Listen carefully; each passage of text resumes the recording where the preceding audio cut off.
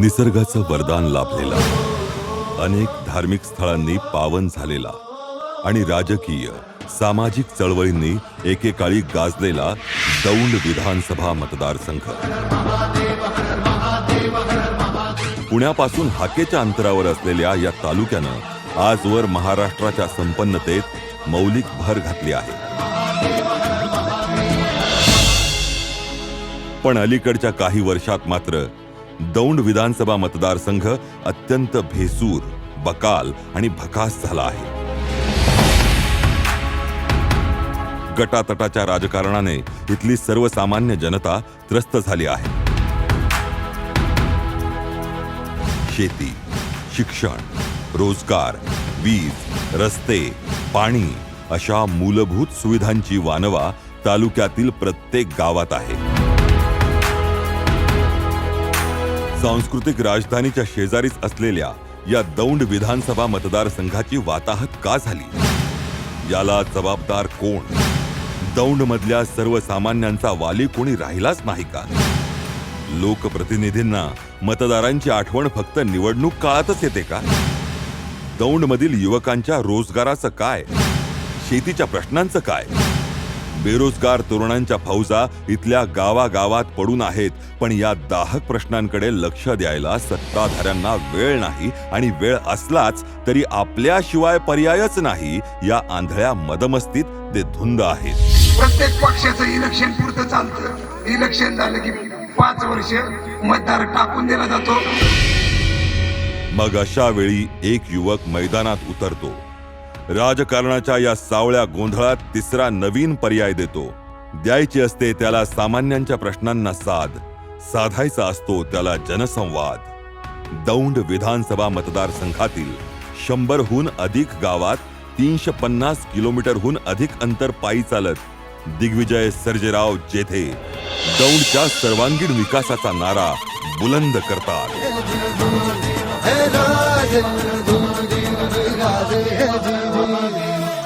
दौंड विधानसभा मतदारसंघाच्या सर्वांगीण विकासासाठी मी एक पदयात्रा आयोजित केलेली आहे. ही पदयात्रा मी अख्ख्या दौंड तालुक्यामध्ये पायी चालत ह्या दौंड मतदारसंघामधले जे काही 104 गावं आहेत आणि सगळं वाड्या वस्त्या ह्यामध्ये जाऊन थेट जनतेशी संवाद साधत इथल्या समस्या जाणून घेण्याचा प्रयत्न करतोय. बघता बघता ही पदयात्रा लोक चळवळीचं रूप घेते.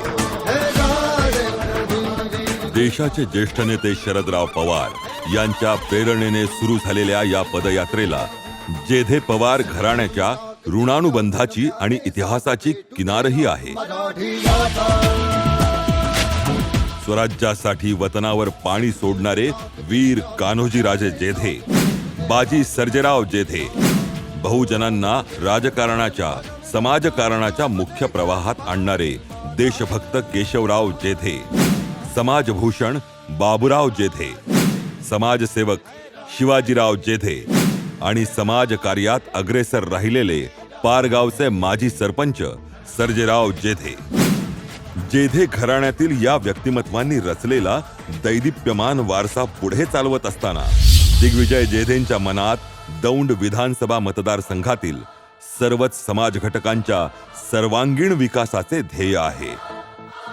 जेधे परिवाराशी पवार घराण्याचे 100 वर्षांपूर्वीपासून ऋणानुबंध जुळले आहेत.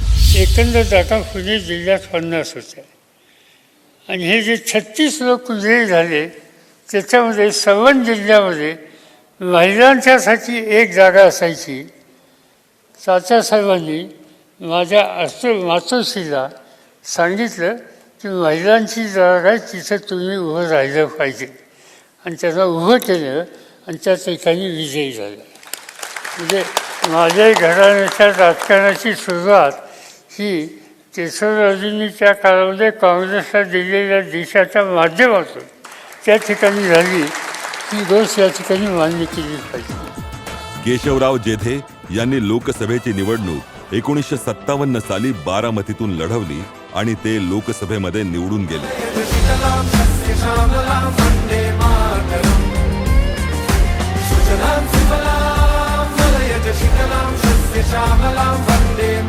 मृत्यूच्या क्षणापर्यंत शेवटच्या श्वासापर्यंत त्यांचं सातत्याने लक्ष शेवटच्या माणसाचं हित जपण्यात, त्यासाठी संघर्ष करण्यात होतं.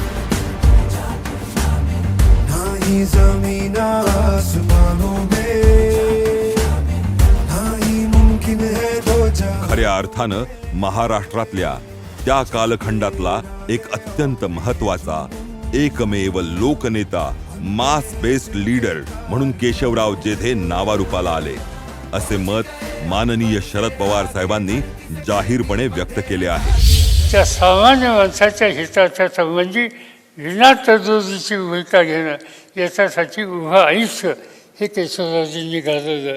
आणि म्हणून खऱ्या अर्थानं महाराष्ट्रातला त्या कालखंडातला एक अत्यंत महत्त्वाचा एकमेव मास बेस्ड लीडर ज्याला म्हणतो, तो मास बेस्ड लीडर म्हणजे केशवरावजी जेधे होते.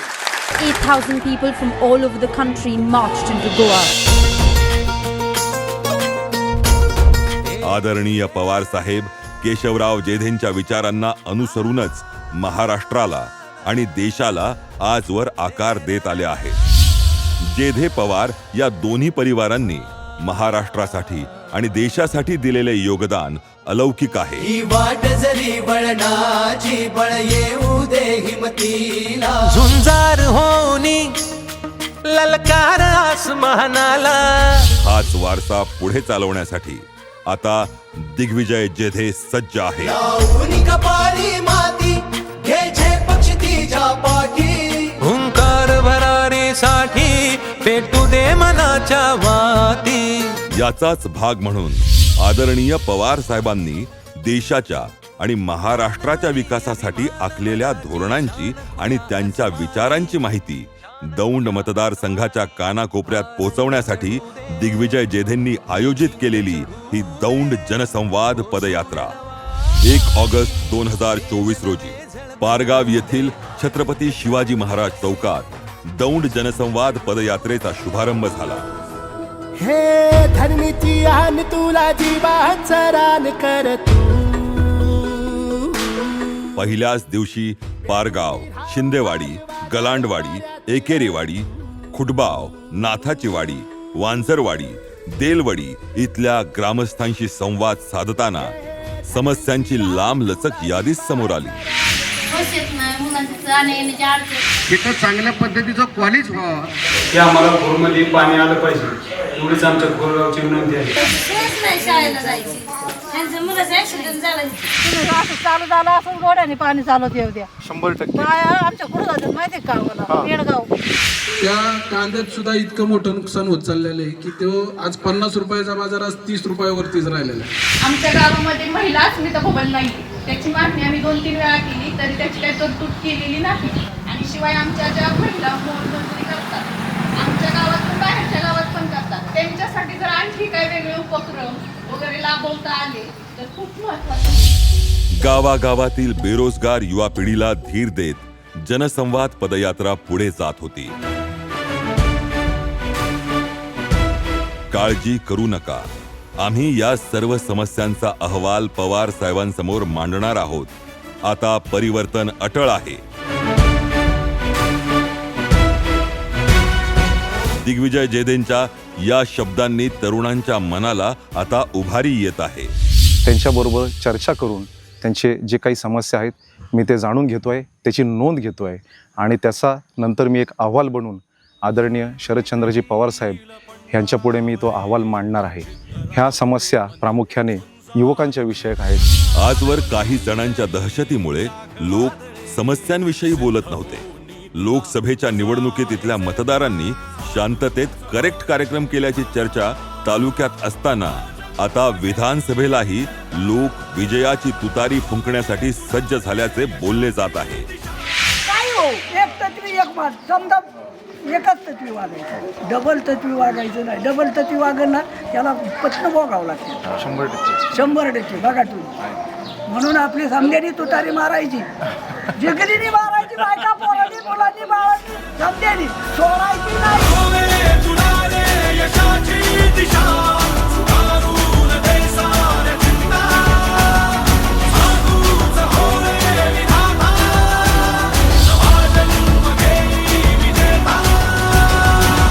प्रस्थापितांच्या दबावाला बळी न पडता आता आम्ही शरद पवार साहेब सांगतील त्याच उमेदवाराला निवडून आणू असा स्थानिकांचा निर्धार असल्याचं जनसंवाद पदयात्रेने अनुभवलं.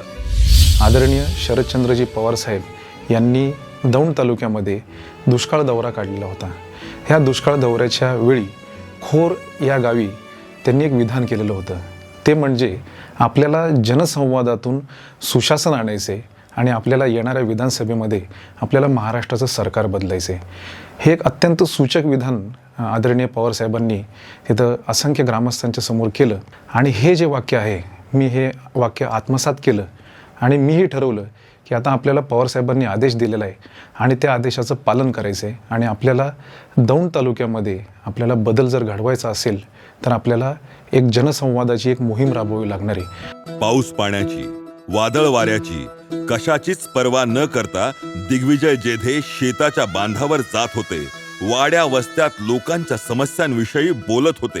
पाय फुफाटा रुतल काटा दिसल वाट तुझी झोकून आशा चालत राहा तू गाडून टाक भीती.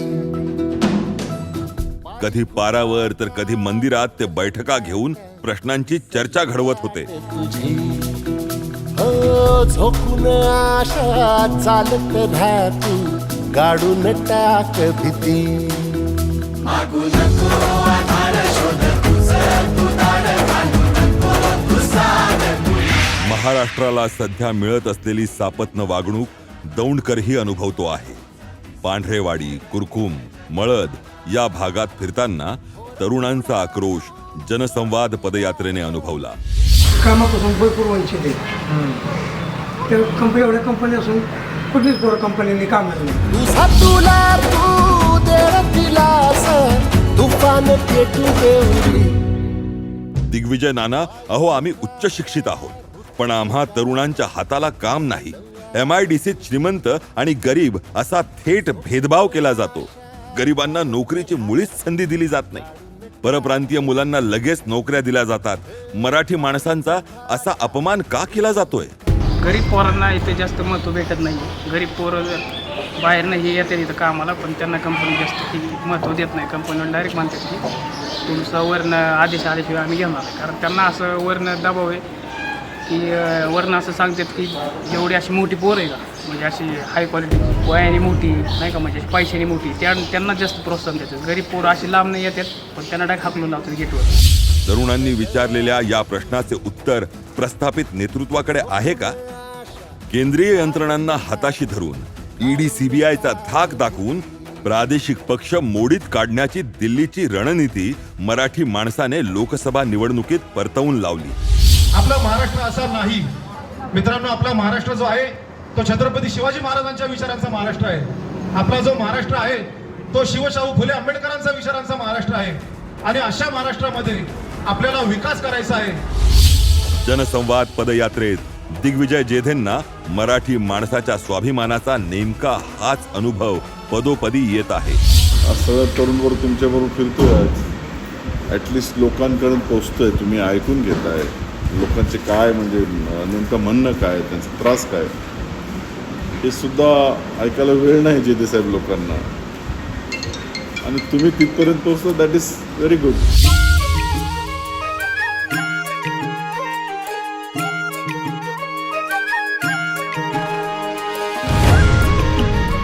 बोरीपारधी येथील एक शेतकरी म्हणाले, महाराष्ट्रातील पक्ष आणि घरं फोडण्याची रणनीती पूर्णतः अपयशी ठरली आहे.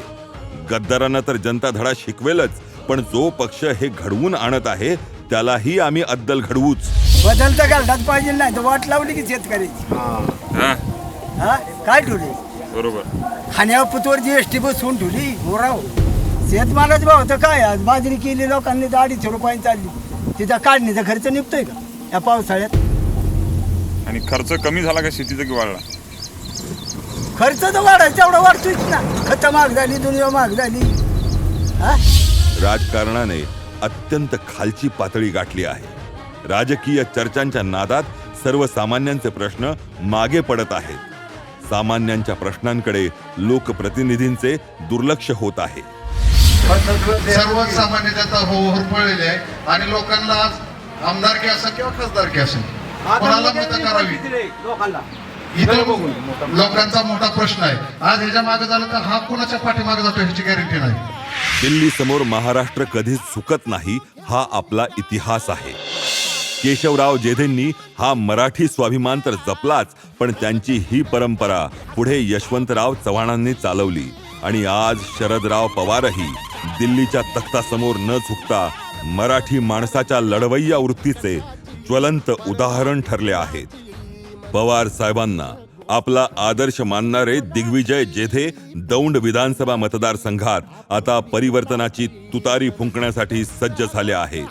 पृथ्वी बोलाची तू चाल पुढं तुला रगड्या कशाची परवा हवी कुणाची. दौंड जनसंवाद पदयात्रेतील एक प्रसंग खूपच बोलका आहे. दहिटण्यातील एका आजोबांची शेळी बिबट्याने फस्त केली, पण त्याचा साधा पंचनामाही झाला नाही. दिग्विजय जेधे यांना ही वस्तुस्थिती समजताच त्यांनी बसल्या जागेवरून अधिकाऱ्यांना फोन लावत त्वरित पंचनाम्याची विनंती केली. काय असेल ते पंचनामे वगैरे काय मार्गी लावून सर ऐका की आपण आहे ना हानी झालेल्या असेल ना म्हणजे आम्ही हे नाही करत, पण प्रत्येकाला आपण नुकसान भरपाई द्यायची. बरं म्हणजे तिथंच नाही तर त्याच्या परिसरात सगळीकडे. पुढे मेथरेवाडी, बोरी भडक, बोरी येंदी, कासुर्डी इथल्या शेतकऱ्यांशी जेधेंनी संवाद साधला. म्हणजे मोठी लढाई आणि हत्याराचं फुलावानी घाव बिखाई. गळ्यामध्ये पडल त्याच्या माळी जयाची, गळ्यामध्ये पडल त्याच्या माळी जयाची. तू चाल पुढं. शेतीसाठी दिवसा वीज मिळावी आणि वीज पुरवठा खंडित होऊ नये अशी दौंड तालुक्यातील जवळपास प्रत्येक गावातल्या शेतकऱ्यांची मागणी आहे. वीज बिल माफ करा आणि पवार साहेबांनी केली होती तशी सरसकट कर्जमाफी करा असाही सर्वच गावातील शेतकऱ्यांचा आग्रह आहे. दौंड तालुक्यामध्ये लाईटचं शेड्यूल एक आठवडा नाईटला आणि एक आठवडा डेला कसं ऍडजस्ट करणार? कसं ऍडजस्ट? रात्रीची ज्यावेळेस लाईट असते त्यावेळेस शेतकरी कसं जाणार? दौंड तालुक्यातील एक अत्यंत महत्वाचा प्रश्न म्हणजे कित्येक गावात प्यायचे शुद्ध पाणी नाहीच, शिवाय शेतीसाठीही पाणी नाही. आम्हाला पाणी मिळाल्यास बागायती शेतीप्रमाणे आम्ही उत्पादन घेऊ शकू. यावेळी जो आम्हाला पाणी देईल तोच आमचा आमदार असेल असे आम्ही ठरवले आहे, असे खोर गावातील लोकांचे ठाम मत आहे. आम्हाला तुमचा पैसा नको, अडका नको, काय नको, आम्हाला आहे ना फक्त पाण्याची सोय करा. आमचा बंधारा भरला पाहिजे तेवढा खायचा बस. पाण्याचा प्रश्न आमच्या अस्तित्वावर उठला असल्याने यंदा आम्ही लोकप्रतिनिधी बदलणारच असा निर्धार गावोगावी होत आहे. लावणी कपाळी माती घे पक्षी पाठी हुंकार भरारीसाठी. भांडगाव आणि खोर गावातील भगिनी जनसंवाद पदयात्रेत म्हणाल्या, लाडकी बहीण सारखी तकलादू योजना नकोच आम्हाला, त्यापेक्षा आमच्या पिकांना पाणी द्या. बघ शेतात घाम गाळून आमचे आम्हीच आर्थिक सक्षम होऊ. मानमनी अभिमान मनाची शान खुल्या आसमानी. रोजगार पाहिजे, आहे तर पैसे काय कामाचं आपलं काम केलेलं हक्काने मागता येते. बरोबर ती काय देते तेव्हा घ्यायचं. कोणताही पुढारी पुढे आलेला नसतानाही आदरणीय सुप्रियाताईंना मोठे लीड मिळवून देणाऱ्या कुसेगावनेही दौंड जनसंवाद पदयात्रेला पाठिंबा दिला. सन्माननीय संसदरत्न सुप्रियाताई सुळे यांना भरघोस मतांनी निवडून दिलं आणि त्याचप्रमाणे येणाऱ्या निवडणुकीमध्ये, विधानसभेच्या निवडणुकीमध्ये नक्कीच 100% अशी खात्री देतो की होणारा आमदार हा नक्कीच राष्ट्रवादी काँग्रेस पक्ष शरद पवार गटाचा असणार आहे. याच्यात तीळ मात्र शंका नाही. वरवण ते पाटस धावणारी पीएमटी बस आधी दौंड पर्यंत धावत असे, पण आता ती पाटसलाच थांबते. कुसेगाव, सुपे, मोरगाव या मार्गाने पीएमटी धावली पाहिजे, तरच अधिकाधिक नागरिकांची सोय होईल असा स्थानिकांचा आग्रह आहे. वरवणला येणारी पीएमटी पाटस मार्गे, सुपा मार्गे, अष्टविनायक, मोरगाव, नंतर जेजुरी, सासवड आणि परत हडपसर 2 राऊंड मारावं तिने. सकाळी 11 वाजता, संध्याकाळी 4-5 वाजता. तर ते फायद्याचे आणि ते योग्य दिसते. जानाई शिरसाई पाईपलाईन प्रकल्पातून इथली तळी भरायला हवीत, मगच शेतीच्या पाण्याची सोय होईल असे इथल्या शेतकऱ्यांचे मत आहे. कुसे गावासह पाटस, रोटी, हिंगणीगाडा, पांढरेवाडी अशा अनेक गावात पाण्याची टंचाई हा ज्वलंत प्रश्न आहे. प्रत्येक गावातील शाळेत शौचालय नाही किंवा असलेच तर ते अपुरे आहे. कुरकुम MIDC मध्ये स्थानिकांना नोकऱ्या दिल्या जात नाहीत. गावाचे नाव ऐकूनच नोकरीची संधी नाकारली जाते असा इथल्या तरुणांचा आक्रोश आहे. जेवढं शिक्षण महत्वाचं तेवढी नोकरी पण महत्वाची. कारण की आता पाटस लगत जी कुरकुम MIDC आहे, तर त्या MIDC मध्ये आपण शिक्षण करतो, जमिनी आपल्या सगळं आपल्या, पण तिथं जे प्रॉपर जे मुलं आहेत त्यांना नोकरी भेटत नाही. प्राथमिक सुविधांचा तालुक्यात भयानक दुष्काळ आहे. कानगावमध्ये एवढं मोठं गाव आहे, प्राथमिक आरोग्य केंद्र नक्कीच झालं पाहिजे आणि पूर्ण वेळ डॉक्टर असलं पाहिजे. ही पदयात्रा हजारो नागरिकांच्या व्यथा वेदना जाहीरपणे मांडण्यासाठी आता सज्ज झाली आहे. संकल्प बोल के हम तो निकल पड़े, हर द्वार खोल के गगन कहे विजयी भव. 13 ऑगस्ट रोजी यात्रेची सांगता झाली. मान्यवरांनी या ऐतिहासिक पदयात्रेची केलेली प्रशंसा पदयात्रींचा उत्साह वाढवणारी होती. मगाशी आमचे स्नेही दिग्विजयजी बोलले, त्यांच्या रक्तात आहे, त्यांच्या घराण्याने हा इतिहास रचलेला आहे. आजही महाराष्ट्राला हा अभिमानास्पद वाटणारा जो इतिहास आहे, जेव्हा जेव्हा प्रलोभन समोर येतात, जेव्हा जेव्हा दबाव समोर येतो, जेव्हा अफजल खानाचं आक्रमण आलं होतं, तेव्हा सगळ्या वतनदारांना, सरदारांना फरमानं सुटली होती. भगवा जर लावला आणि स्वराज्याची बाजू घेतली तर फरमान यायचं.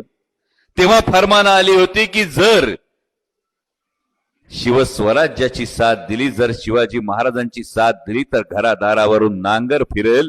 आणि काही जणांनी हा नांगर फिरेल म्हणून पटापटा पलीकडे उड्या मारल्या. ज्यांनी त्यावेळी उड्या मारल्या, आज त्यांचा इतिहास सांगितला जात नाही.